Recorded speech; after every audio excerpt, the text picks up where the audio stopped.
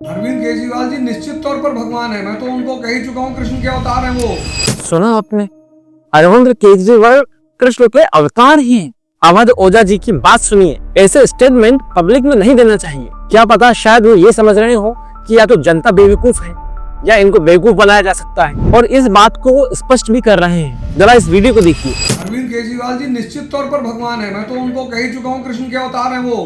देखा आपने लापरवाही का नतीजा है। जब भी कोई व्यक्ति समाज बदलने की कोशिश करता है और जब भी कोई व्यक्ति गरीबों का मसीहा बनने की कोशिश करता है तो उसके पीछे समाज के जो कंस हैं वो पड़ जाते हैं।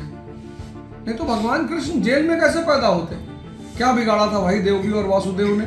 लेकिन कंस, चूंकि कंस जो समाज के कंस है ना, ये नहीं चाहते कि कोई गरीबों के लिए काम करे, मजलूमों के लिए काम करे, सताए हुए लोगों के लिए काम। दिल्ली की आज जो स्थिति है वो पूरा उदाहरण बनती जा रही पूरे भारत के लिए।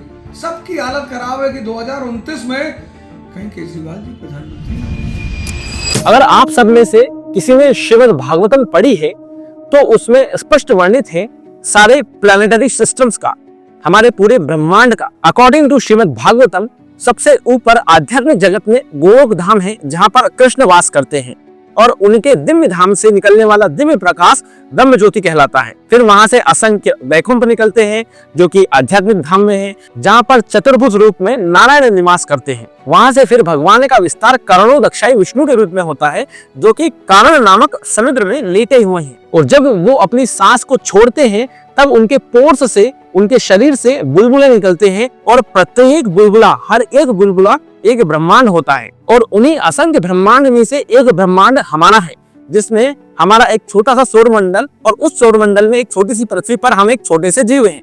और उसमें अवध ओझा जी ये बात कह रहे हैं कि अरविंद केजरीवाल कृष्ण के अवतार हैं। तो इस बात के क्या मायने हैं वो आप सब लोग कैलकुलेट कर सकते हैं। इनकी बातों से मुझे विवेकानंद जी की एक बात याद आती है। विवेकानंद जी एक बात बोलते थे कि व्यक्ति कितना ही ज्यादा बुद्धिमान को ना हो जाए, लेकिन उसकी आदतें कभी नहीं बदलेंगी। तो हो सकता है अवध ओझा सर ने काफी सारे आईएएस को पढ़ाया हो, लेकिन उनकी इस बात से उनके विवेक का जरूर पता चलता है। सो द पॉइंट इज कि हमारे पूर्ववर्ती आचार्य ये बात कहकर चले गए कि परब्रह्म कौन है, कृष्ण कौन है, भगवान कौन है, परम सत्ता कौन है, लेकिन आज उनकी बातों का कोई महत्व नहीं है। पता नहीं लोग ऐसा किस तरीके से कर लेते हैं। मुझे नहीं लगता कि मुझे यहाँ पर वापस से प्रमाण देने की आवश्यकता है कि भगवान कौन है या उनके अवतार के क्या लक्षण होते हैं। निश्चय ही पृथ्वी का कोई भी जीव कभी अवतार नहीं हो सकता। अवतार का मतलब ये है अवतरित होने वाला, जिसका कोई जन्म नहीं होता, जिसकी कोई मृत्यु नहीं होती। वो अवतरित होते हैं और अपनी लीला समाप्त करके वापस चले जाते हैं। अगर आपको इसके बारे में ज्यादा जानना है तो ये वाला वीडियो जाकर आप जरूर देखें। इसमें मैंने बताया है कि हमारे आचार्यों ने किस तरीके से अवतार को परिभाषित किया है, और निश्चय ही शास्त्रों में एक अवतार के लक्षण लिखे हुए होते हैं। सो द पॉइंट इज कि अरविंद केजरीवाल कोई अवतार नहीं है, वो एक सामान्य पुरुष है, और इनकी बात को ज्यादा सीरियस नहीं लिया जाए।